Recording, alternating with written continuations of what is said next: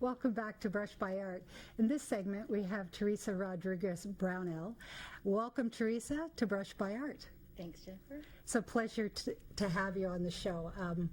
Teresa and I met a couple years ago, right, at your place of work. At my place of work. At your place of work, the Bartlett Gallery, or one of the places you work, anyways.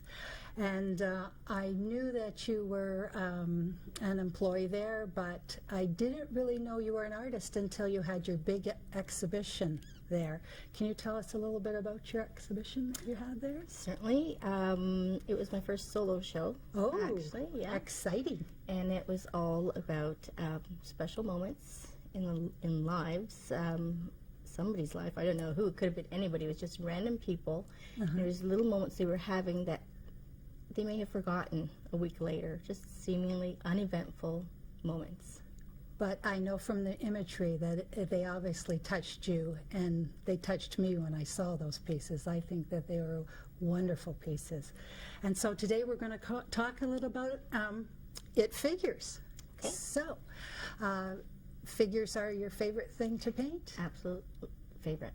Yeah. Favorite things. Landscapes just don't speak to me the way that people do.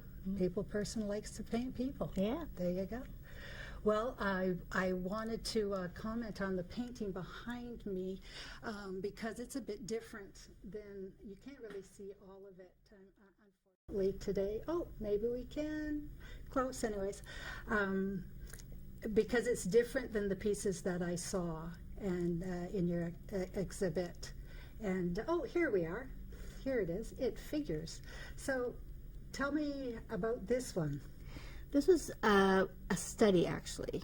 Okay. And this is sometimes what I do before I get to the big, juicy, globby paint that I love to paint with. Right on. So this is more brushwork, and it's just quick little study.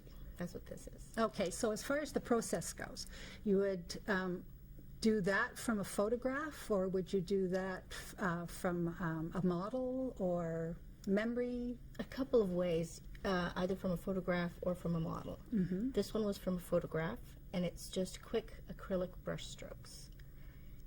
The other way is I dive right in, and my process is completely different. So there's the sketch, this is sort of like a sketching process. And the other one is just diving right in, putting all kinds of energy into the canvas, just random strokes, and then bringing out what's in there. Oh, that sounds like fun. It is fun. It's a lot of fun. That's the fun part. So when you do that delving in and just get it done, as I would call it in wood turning, just get it done kind of system, would you have ever started with that type of imagery, or never? When I dive right in, I never do the sketch. Never do that. No, I just dive right in. And again, do you work from photographs? You work from memory when you're doing the delve in? Mostly photographs. All right. Well, we have one up right now. That's the one that's actually behind you, I believe. Yeah. And is this one that you just... Well, got it done. I did. I start off with big random black energy marks, and I just throw all kinds of energy in there, and then just random colors, and then layers and layers, and bringing it out. And that one's I work in oil with a palette knife. Oil. And here I told you earlier that you were acrylic, and so I'm a liar. Well, no, you're not a liar, because this one is completely acrylic. Right. Yeah. Okay. Yeah. So, just what's your preference? Definitely oil. Oil. Oil. It spreads like butter. And it's juicy, and I use a knife just like you would butter bread. It's awesome. Wow. Yeah. Well, we have some imagery you brought up. Sent up for us to look at. And if we could, maybe you could walk us through these images, please. Sure. This is the same style I used with the entire energy built in first, and then the random colors, and then brought that. That was a photograph. That was actually my two boys when they were little. Oh, that photograph little. is old. It's a very old photograph. It's an old photograph, but yeah. But my grandsons are now that age, so it just brought me back to that, and yeah, they're old now. Wow. And so in this picture, painting, excuse me, was this an oil as well? That's oil. Same sort of idea. Only this one I didn't have any photograph to go by. It was just complete random. I read an article that inspired me to do this one. Ah, so written word also inspires you. Yeah. That's, we talked about this one. This was the one that's behind me. I forgot it was in the picture frames. I'm sorry. Simple study. Simple study. Doesn't look very simple to me. Oh, this is wonderful. Tell us about this one. This one, again, was from a photograph. This is probably one of my favorites, I think. And what is it called? That's a good question. Oh, I wish I okay. could remember. I believe this one is called The Optimist. Okay. Yeah. And that one would have been more of a study. It's a little piece. Oh, is it? Yeah. Ah, okay. Yeah. Okay. Oh, I love this one. This one actually was my favorite, second to the umbrella. Yeah, I like this one. Is this one, tell us about this one and your process in this one. This is the same process where I just throw in all kinds of energy and just have at it, as you said. Have at it. Just have at it, or get her done, or whatever you called it. But same idea, just throw in random colors and hope for the best. So you say you're throwing in random colors, but I don't really believe you. Why? I'm sorry, I don't. Well, because how can you get something like that, or any of the pieces we've seen here, from randomness? Well, I limit my palette. When I start, I give myself a small number of colors to work with. I don't like working with numerous colors. It just throws me off. Okay. Yeah, my brain isn't wired that way. So I just use a limited palette and use those colors to work, and it just seems to work. And so how does one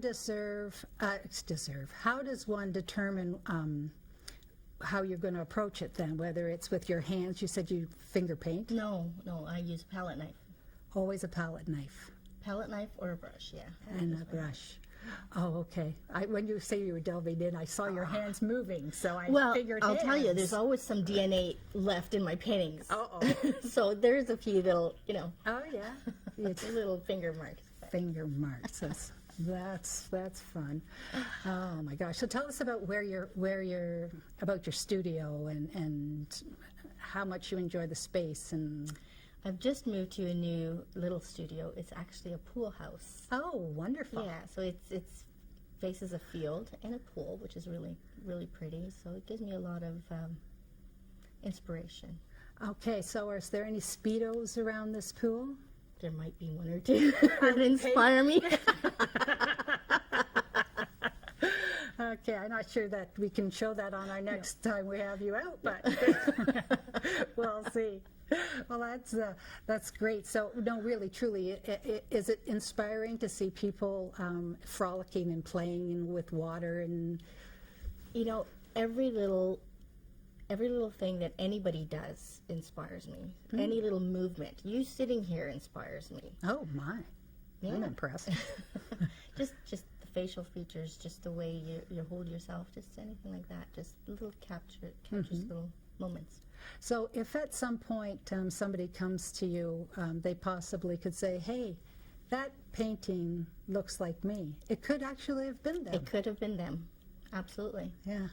Interesting. That's extremely interesting.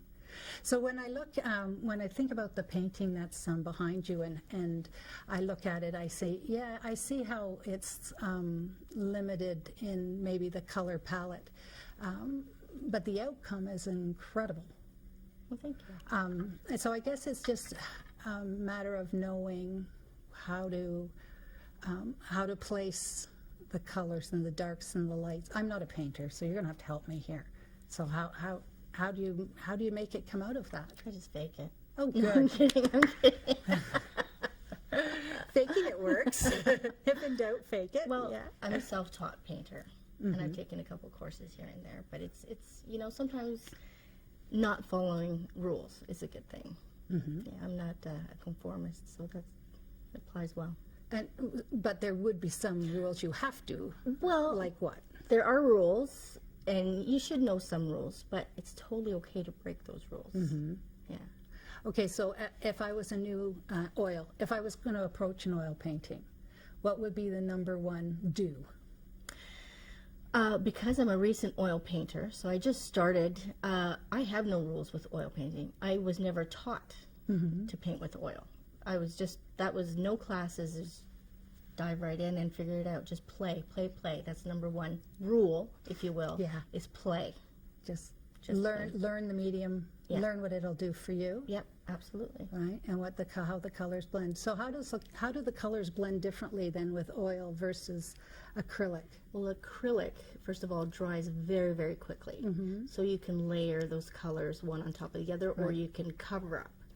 With oil, there's no covering up unless it's completely dry, which could take months to dry. Oh, really? Yeah. I had no idea. Yeah. So it's just, it's more decisive. You have to be a little bit more decisive unless you want mud.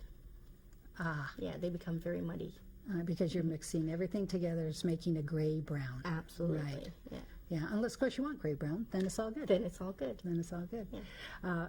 And if you leave it for months and months and it's okay to paint over it. It's not going to hurt the painting. It's not going to, because I see some art that has, even in your work, there's some art where the paint is extremely applied very heavily. So with the acrylic, it would dry and crack. It would. Oh, you can do the same. You can have the same look or feel with acrylic. Right. But you can't paint. You can't paint acrylic over oil. You can paint oil over acrylic. Just like painting your walls. Exactly like painting your walls. Yeah. Well, we're almost out of time, Teresa, but I want to know what you're working on, where we can find you, all that fine stuff. Well, you can look me up on my website. It's www.teresarodrigues.ca. I think it's on the screen at some point. Yeah, it was. Yeah. You can find me there. What I'm working on is just creating a new body with a lot more figures. Right on. Well, we'll be right back with Brush by Art. Thanks very much. Thank you, Jennifer.